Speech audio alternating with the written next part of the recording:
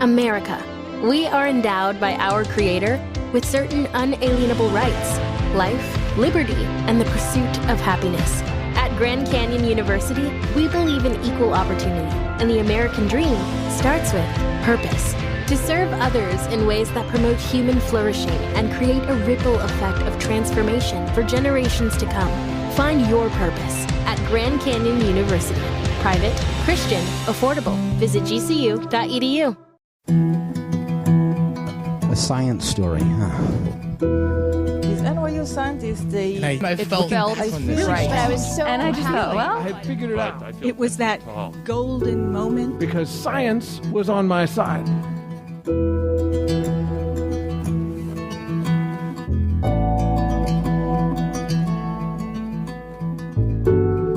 Hi everyone, I'm Ben Lilly, and welcome to the Story Collider, where we bring you true personal stories about science. This week's story is from Rochelle Williams. It was recorded in March 2016 at the Koshland Museum as part of a collaboration with the Merzion Science and Technology Policy Graduate Fellowship.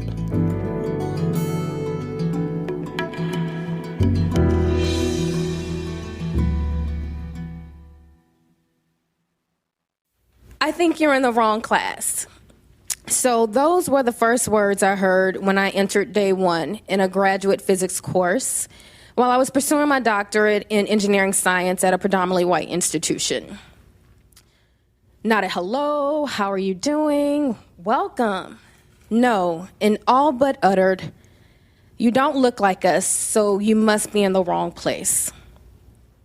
Sadly, I wasn't even surprised. I was in semester number 3, and that just wasn't the first time that the intersection of my race, gender, and sometimes class met and were questioned because of my chosen academic field of engineering. There was one time I was visiting my professor during his office hours, and this is probably the 5th or 6th visit, and he leans over and says to me, "You know, I'm not really that surprised you're in here so often. Students from HBCUs, historically black colleges and universities, typically have lower math ability, so I'm assuming I'll see you for the rest of the semester." Nah, he didn't see me again. As a matter of fact, no professor saw me anymore after that. There was also a time I was sitting in class and I responded to a question that was posed. And instead of the professor engaging me in a conversation like I had noticed he did with the other guys in the class, keep in mind, I'm in an engineering Ph.D. program. I am the only girl in the class. When the guy answers the question, I get really upset because not only did he just repeat what I said, but in a deeper voice, the teacher begins to engage him in a deeper conversation. And I'm just sitting there like, I just said the same thing. But when that guy asked me if I was in the right place, it really made me think, am I really in the right place? But this was day one. I don't think I really gave it too much thought after that. I just was there to focus and to become an engineer. Because ever since I was a little girl, I knew 3 things to be very true about my life. 1, I was going to be an engineer. 2, after my all-time favorite show, A Different World, aired, I was going to Spelman College. And 3, I was a shy introvert from Louisiana. So that meant music was the gateway to every emotion inside of me. I was lucky because I had parents who truly loved me and saw something great inside of me. I fell in love with engineering around the 2nd or 3rd grade. I started building model rockets, and they entered me into weekend courses at the local university. I also started going to an engineering summer institute, and that was probably grades 4 through 8. I then went on to the high school for engineering professions, and engineering and science was all fun and games until I got to senior year physics. Oh, senior year physics. So I will never forget this day, and this is when we were first introduced to the conservation of energy. Energy cannot be created nor destroyed, only transferred from one form to another. And then the teacher starts throwing around terms like isolated systems and kinetic and potential energy. And I'm sitting there like, what did I get myself into? And the only word I could remotely relate to during that class was potential, because in addition to having to go to engineering camp every summer, my sister and I also had to go to Baptist Youth Encampment, and that meant singing these awful campfire songs, and ours was, I am a promise, I am a possibility, I am a promise. With a capital P, I am a great big bundle of potentiality. Now you see why I went into engineering, right? So, despite the fact that the conservation of energy completely went over my head in that class, there was absolutely nothing that teacher could do to stop me from becoming an engineer and from getting to Spelman College that fall. I was lucky because my senior year, I was blessed with the Miseducation of Lauryn Hill, which I believe is probably one of the best albums of our generation. So after high school, I got into Spelman College, check number 1, and it was hands down the most rewarding experience of my life. There is nothing like a historically black college and university. The camaraderie, the friendship, the love, the hate, the sororities, fraternities, football games. It is an experience like none other. Spelman College taught me 2 things, a love for self and a love for my community. I understood from day one that my education was not for me, but it was truly for the uplifting of others. During my time at Spelman, I had a cohort of Spelman sisters and Morehouse brothers that I was not only accountable to, but we worked with daily so that we could all succeed. During those 4 years in Atlanta, I felt invincible. There was nothing anyone could do to stop me from becoming an engineer. And of course, since I was in Atlanta, you know who provided that soundtrack for my life during that time. Outkast. But let's fast forward to being on this campus, this new environment at a predominantly white institution. I wasn't an athlete. That says a lot. I was a black girl from Louisiana, and I was a nerd. I was in engineering, and I was alone. No one looked like me. So that same camaraderie and friendship that I had grown accustomed to during my undergraduate degree and while pursuing my master's, I didn't have that anymore. But I am from Louisiana. I am a Southern debutante. I get along with everybody. So not having those relationships was pretty hard. And walking into that physics class every day reminded me in these subtle ways that I had no business being in that class, no business trying to pursue my doctorate, and absolutely no business thinking that I could save the world one engineer at a time. Why is that?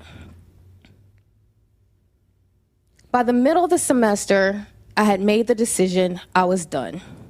I was not going to continue on. After the professor didn't pay attention to me in class, after having to have these deep philosophical conversations about affirmative action, if I was really prepared for the rigor of this program and blah, blah, blah, blah, blah, those things start to weigh on you. And I never thought for once that it did. But once I walked in that physics room and all that negative energy transferred to me, I realized how much it had. So I was at the point where I was no longer going to continue to try to justify my blackness while simultaneously try not to be black. I could not continue the charade of being this good little model student, but I didn't speak out on injustices that I would witness or that would happen to me, while at the same time skipping lab to travel to Jena, Louisiana to protest the harsh convictions of the Jena 6. I couldn't continue to live that way. So I finally mustered up the energy to tell my graduate advisor, who I had known for 6 years, This man paid for my entire graduate school education, and now I had to tell him I was quitting. So you can imagine this is one of the hardest conversations I've probably ever had in my life. When I get to his office, I'm already crying, and I'm not talking about just like a drip here, drip here. I'm talking about like full-blown crying, nose is full of snot, you're hyperventilating, that type of cry, just the ugly cry. And so when I finally pull myself together, he just gives me this look like, are you done? So I proceed to tell him everything that I had been going through, and he got really upset. Not because I wanted to quit, but one, because I didn't come to him and tell him what I was going through. And he was hurt because we were friends. He said, as your friend, you should have been able to come to me. Because as your friend, I know that you started a tutoring program for students in grades K through 12 so that they can excel in math, science, English, and reading. As your friend, I know that more than being in my lab working on self-healing polymer composites, you love teaching my courses. And he said, as your friend, I know that you have a passion for teaching and learning that is greater than any technical research you will ever do in your life. So with that, you can quit this program, but you're not going to quit getting your PhD. After that conversation, I felt so much better. And I think it was just more of a burden lifted off my shoulders because I was finally able to cry it out. But he didn't even stop there in that conversation. He continued to say, what you're going to do is fill out your paperwork so you can leave this program, and we're going to transfer you to Southern University's Science and Mathematics Education program so that you can focus on what's newly emerging as engineering education, and I will still pay for it. Like, I didn't think I deserved this. But when someone sees something in you, you have to go with it. The following semester, I was in a new program. Majority of my classes transferred, and I was still going to school on a free ride. I was blessed, but that doesn't happen for everyone. The more and more I got into engineering education research, the more I fell in love. I learned what all of those situations I had gone through finally meant. They all had a name. When that young man asserted that I didn't belong in that class, that was a microaggression. Basically, he was communicating a hostile, derogatory statement towards me that because it's so small, we don't think that it affects us, but it really does. When that teacher called on another student and engaged him in a deeper conversation, that was implicit bias. When my professor made the statement that I didn't have the mathematical skills like other students do because I come from an HBCU, that's institutional bias. But most of all, doing my research, I learned that those feelings I had of isolation and inadequacy and feeling like I didn't belong actually had a name, and that was the imposter syndrome. And all of us experience that at some point in our lives, where we don't believe the credentials that we possess are actually useful to the crowd that we are a part of.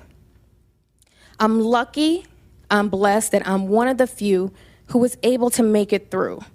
And through that process, I learned that the intersection of my race and my gender and my class is nothing in comparison to the intersection of engineering and social justice. We have to think about these things as we move forward as scientists, as engineers, doctors, lawyers. How does social justice fit into all of this? How can I continue to move forward if I'm not helping others? I want to leave you with this. I want to get as many young girls into engineering as possible. But guess what? We have to compete with girls wanting to become Instagram models, reality TV stars, or just becoming girls who love to be liked and retweeted all of the time. On the other hand, our young girls are also seeing young professors of color, such as Sandra Bland and Imani Perry, being pulled over for minor traffic violations and not guaranteed to make it out of them alive. So with that, I want to say that no matter what, I will stay in formation. I will scream back Black Lives Matter, no matter what setting I'm in. And when I notice someone being unjustly treated, I will make sure that I say nah, just as Rosa Parks did. Because as an engineer, I can strive for not only efficient solutions to today's problems, but also a more just society. Thank you.